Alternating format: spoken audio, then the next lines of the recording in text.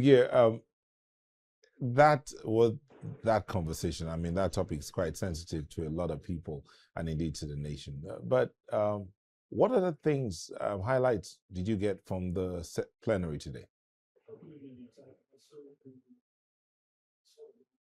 Senator Abdul Ningi complained so much about. Yes. I think you're muted there. Okay, can you hear me now? Yeah, I can hear you now. Go ahead. Good evening, Yosa, once again. Oh, meanwhile, you're looking real nice. Thank you very much. But then to the matters of the Senate, which was not looking very nice, if you let me put it that way.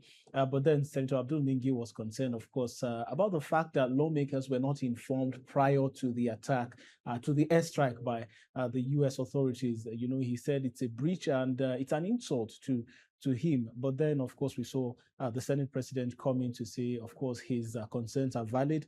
They should have, of course, been briefed on these issues, but save for the fact that they had to adjourn plenary quite early because, of course, as it's customary in the National Assembly, when they lose a colleague or, in the case, a lawmaker, they adjourn early, they observe a minute of silence, and then in the honor of that person, they rest the remaining activities of the day and then continue on the next legislative day. Now, he had raised this concern after the votes and proceedings had been taken, just before they started presenting, of course, the bills of the day.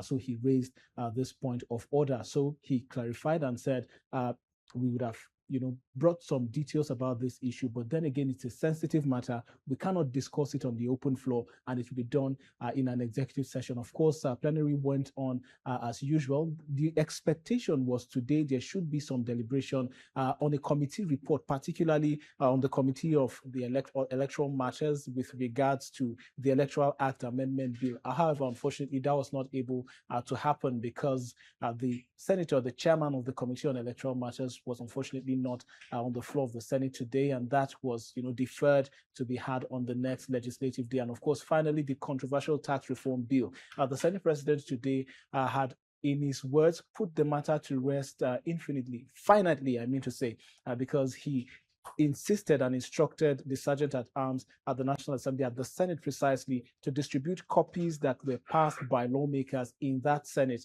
So they read it, understanding that, of course, ensure that there are no discrepancies between what was transmitted from the Senate to the presidency, of course, the office of the president, and signed, and so as to ensure that any gray areas or any issue that has been causing controversy over the course of the time that this bill had been passed, signed into law, and implementation would no longer cause any rancor. So these, of course, were highlights from the Senate, which we'll be seeing subsequently in the report to come. Nyota. All right, thank you so much, Sagir. I mean, a lot of people were also hoping to have heard some word concerning the budget.